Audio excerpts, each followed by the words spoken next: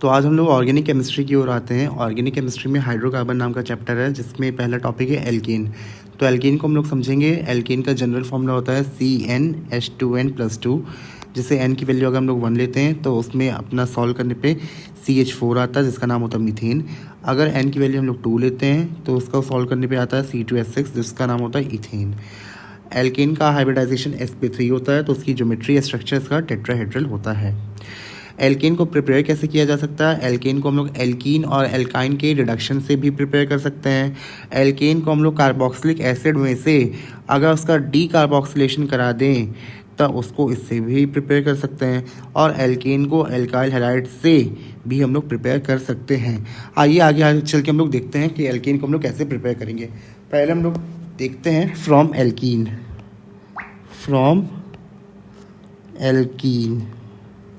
And alkyne. तो alkene में हम लोग पहले लेते हैं इथीन, C+CH2H2। तो होगा क्या इसमें, हम लोग एक निकिल ले लेंगे, निकिल चाहे प्लैटिनम चाहे पैलेडियम, इसको हम लोग हाई टेम्परेचर पे लेंगे। अगर निकिल लेंगे तो हाई टेम्परेचर होगा, प्लैटिनम पैलेडियम होगा तो हमारा वो रूम टेम्परेचर पे होगा। तो करता क्या है, निकिल प्लैटिनम या पैलेडियम ये जाएगा, ये एल्केन के इस डबल बॉन्ड को ब्रेक करेगा। जब ये डबल बॉन्ड ब्रेक होगा तो एक फ्री हैंड इस कार्बन पे आएगा, एक फ्री हैंड इस कार्बन पे आएगा। अब इस कार्बन को यहाँ की इसकी फ्री हैंड को, खाली हैंड को हाइड्रोजन से सेटिस्फाई करवा देगा। तो इसके बाद जो ओवरऑल स्ट्रक्चर बनेगा वो कुछ इस तरीके का हो जाएगा, CH3 सिंगल बॉन्ड CH3। तो ये क्या हो गया हमारा, इथेन। सिमिलरली हम लोग दूसरा देखते हैं रिएक्शन क्या है, CH ट्रिपल बॉन्ड CH। तो ये क्या होगा, इसमें भी सेम हम लोग कैटेलिस्ट लेंगे, निकिल हाई टेम्परेचर पे। ये क्या करेगा, ये हाइड्रोजन देगा। यहाँ पे भी निकिल ने हाइड्रोजन दिया था, यहाँ पे 2 मोल हाइड्रोजन देगा। इसमें भी सेम वही प्रोसेस होगा, जाएगा डबल बॉन्ड को पहले ब्रेक करेगा। एक डबल बॉन्ड को ब्रेक किया तो एक फ्री हैंड यहाँ खाली हुआ, एक फ्री हैंड इस कार्बन पे खाली हुआ। फिर ये डबल बॉन्ड ब्रेक करेगा इस वाले को, फिर एक फ्री हैंड इस कार्बन पे खाली होगा, एक फ्री हैंड इस कार्बन पे खाली होगा। अब जहाँ जहाँ फ्री हैंड खाली हो रहा है उस जगह पे हाइड्रोजन देते जाओ।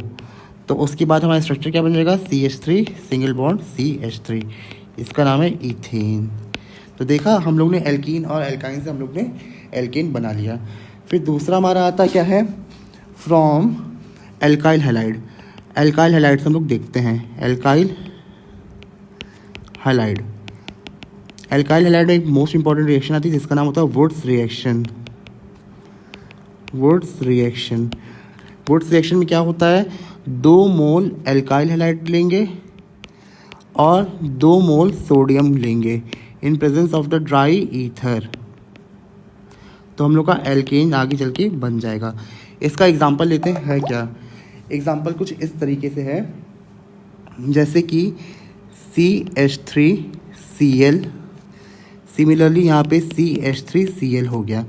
अब यहाँ पे हम लोग 2 मोल सोडियम को ले लेंगे और इसके साथ रिएक्ट करवा देंगे।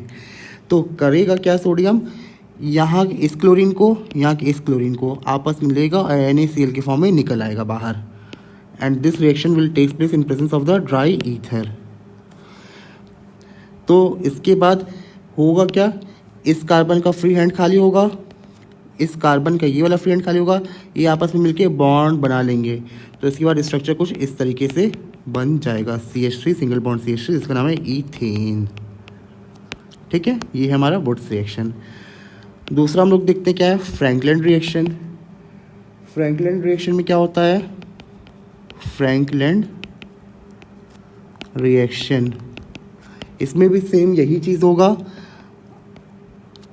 जैसे कि हम लोग सपोज करते हैं CH3 single bond Cl plus Cl CH3, लेकिन फ्रैंकलिन रिएक्शन में हम लोग यहाँ पर सोडियम के बजाय हम लोग जिंक लेंगे। जिंक ये भी हमारा ड्राई ईथर की प्रेजेंस में होगा। तो करेगा क्या, जिंक यहाँ से इस क्लोरीन को, यहाँ से इस क्लोरीन को आपस में लेगा और ZnCl2 के फॉर्म में बाहर निकल आएगा। तो इस कार्बन का फ्री हैंड, ये कार्बन का फ्री हैंड आपस में खाली होंगे, आगे चल के बॉन्ड बना लेंगे। तो CH3 single bond CH3 plus ZnCl2। एक चीज़ आप लोगों ने देखा यहाँ पे मोस्ट इम्पॉर्टेंट क्या है, यहाँ पे हमारा रिएक्टेंट साइड में कार्बन का जो नंबर था वो 1 था, लेकिन यहाँ पे कार्बन का नंबर 2 हो गया। तो हम लोग देख रहे हैं हम लोग यहाँ से बढ़ रहे हैं, तो बढ़ने को बोलते हैं असेंडिंग सीरीज़। और दूसरी मोस्ट इम्पॉर्टेंट बात, यहाँ पे जो भी कुछ भी प्रोडक्ट बन रहा है वो सिमेट्रिकल फॉर्म में बन रहा है। और दूसरी बात, यहाँ पे 2 कार्बन एक साथ सिंगल बॉन्ड के फॉर्म में प्रेजेंट हैं। तो इस बिहाफ में हम लोग कह सकते हैं कि वुड्स रिएक्शन में और फ्रैंकलिन रिएक्शन में मीथेन दैट इज CH4 का बनना इम्पॉसिबल होता है। मीथेन कभी भी नहीं बनेगा इसमें, ठीक है। फिर आगे हम लोग देखते हैं और क्या है। आगे हम लोग देखते हैं बाय एल्काइल हैलाइड से ही देखेंगे। एल्काइल हैलाइड को हम लोग जिंक और HCl के साथ रिएक्ट करवाएंगे, ठीक है। तो होता क्या है, जिंक अगर कभी भी डाइल्यूट HCl के साथ अगर रिएक्ट करता है तो बनाता है ZnCl2 प्लस हाइड्रोजन गैस यहाँ से लिबरेट हो जाती है। तो ये जो हाइड्रोजन यहाँ से जो लिबरेट हुई वो आएगी, इसके बॉन्ड को तोड़ेगी। जब इसका बॉन्ड टूटेगा तो इसके बाद यहाँ पे एक H यहाँ आ जाएगा और एक H यहाँ आ जाएगा। तो कुछ प्रोडक्ट हमारा इस तरीके से बनेगा RH प्लस HX। तो इतना हम लोग ने देख लिया।